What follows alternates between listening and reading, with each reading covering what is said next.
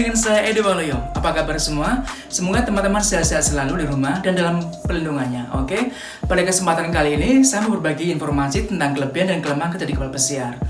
Ini sangat bagus bagi teman-teman yang bekerja di kapal pesiar maupun bagi masyarakat luas yang sekedar ingin mengetahui informasi tentang apa sih kekurangannya dan kelebihan kerja di kapal pesiar. Oke, sebelum bahas pembahasan lebih lanjut, tolong subscribe video ini dan ayo kita subscribe video ini. Oke?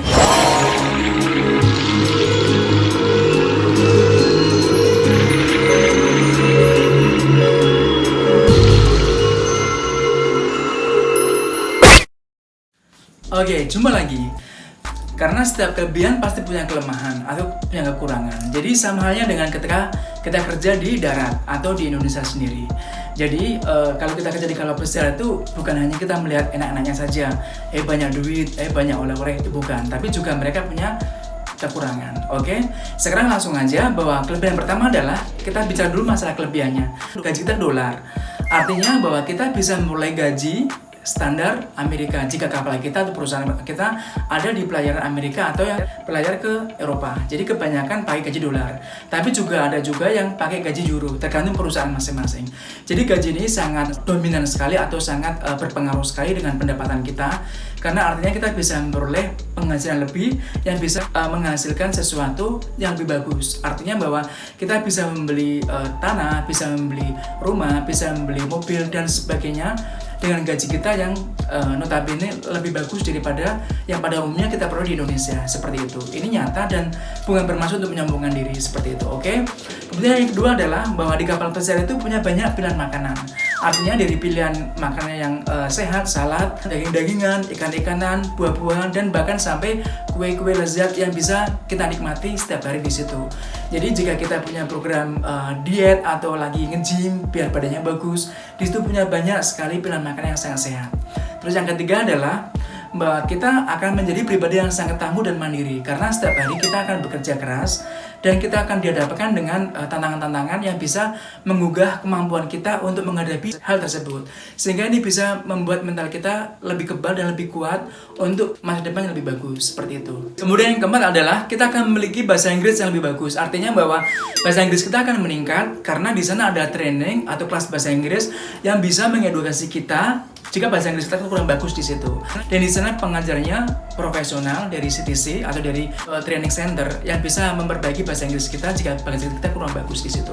Ya, karena setiap hari kita berbahasa bahasa Inggris, terutama dengan bos kita atau dengan orang-orang yang dari negara lain ketika berkomunikasi atau bertim kerja dengan mereka. Jadi kita harus mau nggak mau kita harus pakai bahasa Inggris. Jadi itulah yang bisa meningkatkan bahasa Inggris kita. Dan kita juga bisa belajar dari mereka yang sudah pintar bahasa Inggris, seperti itu. Dan yang kelima adalah bahwa kita bisa keliling dunia secara gratis, bahkan dibayar. Artinya kita bisa melakukan perjalanan ke suatu negara, kayak ke Meksiko, ke Amerika, Argentina, ke Eropa, ke Jepang, dan banyak negara-negara lain yang bisa kita kunjungi. Kita di sana bisa jalan-jalan dan bisa foto-foto atau bisa shopping di negara yang kita tuju, dan juga bisa melakukan perjalanan yang sangat menyenangkan untuk pengalaman hidup kita.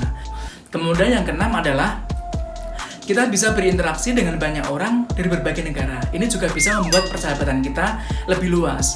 Dari orang dari Australia, dari Amerika, dari Inggris, dari Kroasia, dari India, dan dari banyak negara lain yang bisa kita interaksi atau bisa kita ajak berteman dalam hubungan kerja.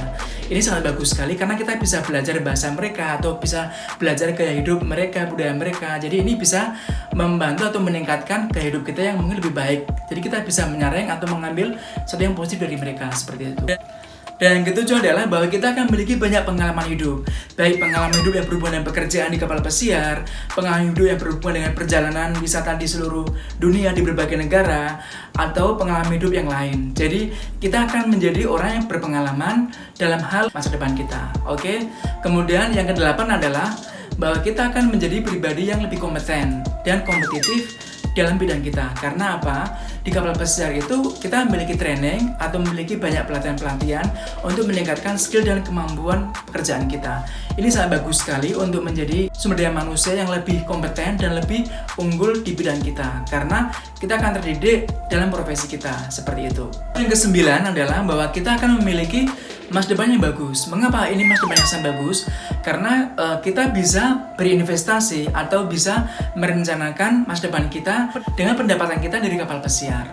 Ya, seperti misalkan kita bisa memiliki tabungan, bisa memiliki investasi kayak tanah, rumah, mobil, dan lain sebagainya. Dan juga bagi orang tua yang kerja di kapal pesiar juga bisa mendukung anaknya untuk kuliah yang lebih tinggi atau pendidikan lebih tinggi. Jadi ini bisa sekali untuk mendukung masa depan kita atau keluarga kita lebih baik lagi. Ini saya bicara secara fakta dan tidak bermaksud untuk mulu-mulu, karena ini fakta bahwa memang jika kita kerja di Indonesia kita bisa menabung, kita bisa membeli sesuatu yang kita inginkan.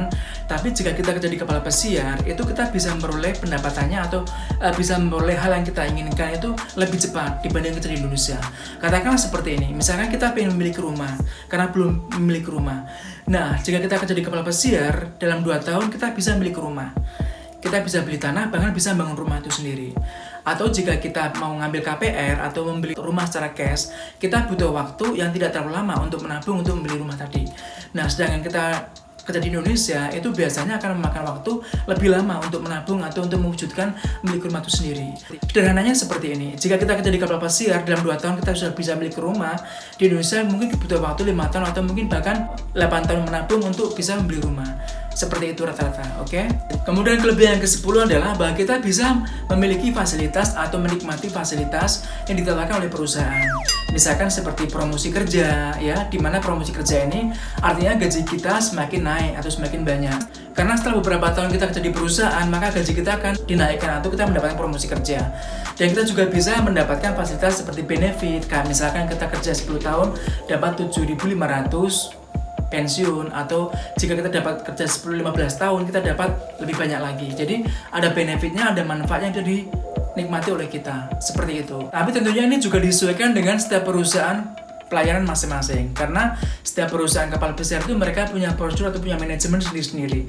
Tapi bagaimanapun juga selalu ada manfaat atau benefit yang disampaikan atau diberikan untuk tim membernya, seperti itu. Nah, gimana? Sekarang udah tahu kan apa kelebihannya? Nah, oke, berbicara masalah kelebihan tidak lepas dari kekurangan. Sekarang kita berbicara masalah kekurangannya, oke? Lalu apa kekurangannya? Kekurangan yang pertama adalah bahwa jam kerja kita setiap hari adalah 10 jam atau bahkan bisa lebih. Kayak misalkan setiap embarkasi itu merupakan suatu waktu atau hari di mana tamu mulai naik kapal untuk berlibur. Nah, itu biasanya kita bekerja lebih dari 10 jam, bahkan bisa 11 jam atau 12 jam.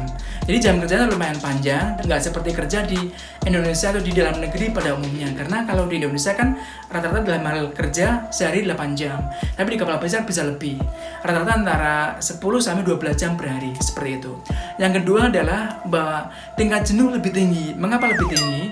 Karena kita setiap hari berada pada tempat yang sama, pada lingkungan yang sama, ketemu orang yang sama, dan melakukan pekerjaan yang sama. Nah, jadi itu bisa membuat suasana untuk jenuh lebih tinggi. Tapi itu kembali pada bagaimana kita menikmati atau enjoy dengan suasana pekerjaan kita. Semakin kita bisa menikmati atau kita punya banyak teman, kita bisa mentalisir di situ. Artinya bahwa tingkat jenuh bisa dikurangi, seperti itu.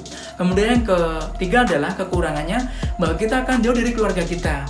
Misalkan seperti dari anak kita, dari istri kita, atau dari teman-teman yang di rumah, dari orang tua. Jadi kita akan jauh dari mereka. Jauh dari sini adalah arti dalam kontak atau dengan keep in touch-nya ini tidak sekentara ketika kita ada di rumah. Nah, jadi kita bisa komunikasi dengan mereka via video call atau nelpon dengan mereka, seperti itu, untuk bisa menetralisir suasana kangen terhadap mereka, oke?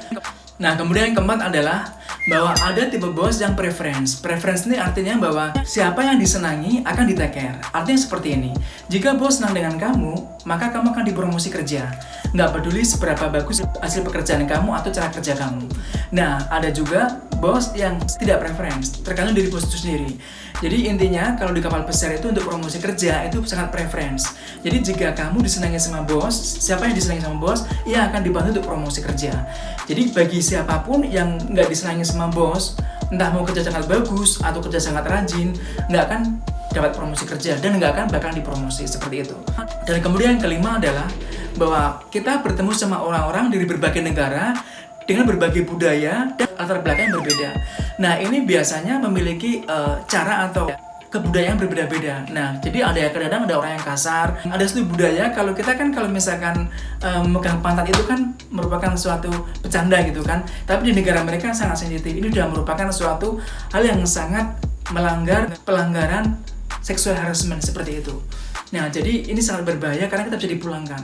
Nah, jadi beda budaya itu kadang-kadang menimbulkan suatu persepsi yang berbeda pula. Seperti itu intinya. Nah, kemudian untuk kekurangan yang keenam adalah bahwa di kapal besar itu hidupnya sangat keras. Sangat keras di sini bukan berarti harus berantem atau harus kejar-kejaran untuk perang tuh enggak seperti itu. Tapi maksudnya di sini adalah bahwa pola kita mengatur waktu itu sangat keras karena kapan kita harus bekerja, kapan kita harus ke laundry, kapan kita harus istirahat, kapan kita harus makan, kita harus benar-benar harus bisa mengatur waktu yang tidak mudah. Jadi ini sangat ketat sekali masalah waktu. Memang kembali pada setiap orang masing-masing, tapi masalah waktu dan kehidupan itu sangat keras. Di situ adalah masalah pengaturan waktu dan cara bagaimana kita harus mengatur waktu di situ, seperti itu. Kemudian yang ketujuh adalah bahwa kadang-kadang kita kurang tidur, itu kekurangannya. Karena apa? Rata-rata jam kerja kita kan 10 jam, bahkan bisa lebih. Nah, belum lagi kalau kita mungkin punya laundry, punya cucian, atau mungkin kita punya training atau punya kegiatan lain. Jadi akan memakan waktu kita untuk istirahat. Jadi istirahat kita bisa kurang dari 8 jam kadang-kadang. Memang kalau kita bisa mengatur waktu, kita bisa istirahat 8 jam atau bahkan lebih. Tapi kadang-kadang kita bisa kekurangan istirahat, kekurangan tidur maksudnya seperti itu. Tapi kalau masalah istirahat kerja itu selalu ada, jangan khawatir. Nah, kemudian untuk kekurangan yang ke-8 adalah kekurangannya bahwa setiap golongan pendidikan akan memiliki hak dan perlakuan yang sama. Misalkan seperti ini, misalnya pendidikan kamu D3 atau pendidikan kamu S1. Nah, jadi pendidikan yang dari D1, D3 atau S1 ini mereka akan melakukan hak dan perlakuan yang sama. Memiliki gaji yang sama, kecuali mereka memiliki posisi yang berbeda. Jadi yang membedakan hanya posisi dan gajinya. Kalau masalah hak dan perlakuannya mereka mendapat perlakuan yang sama. Jadi nggak seperti pegawai negeri ya. Kalau pegawai negeri kan ada golongannya, ada eselonnya. Misalkan golongan C, golongan A seperti itu kan. Nah, jadi semakin tinggi pendidikannya, mereka akan mendapatkan gaji yang lebih tinggi. Seperti itu kalau pegawai negeri. Tapi kalau di kapal pesiar, selama pendidikannya itu lebih tinggi atau pendidikannya lebih rendah, misalkan itu kalau seandainya kok posnya sama, mereka yang mendapatkan gaji dan perlakuan yang sama seperti itu. Nah, kemudian untuk kekurangan ke-9 adalah bahwa dalam satu kabin itu biasa akan diisi 2 orang atau bahkan di perusahaan lain, di kapal lain bisa lebih dari 2 orang. Nah, tapi rata-rata dalam satu kabin 2 orang. Jadi ada susunannya ya, ranjang di atas dan ranjang di bawah.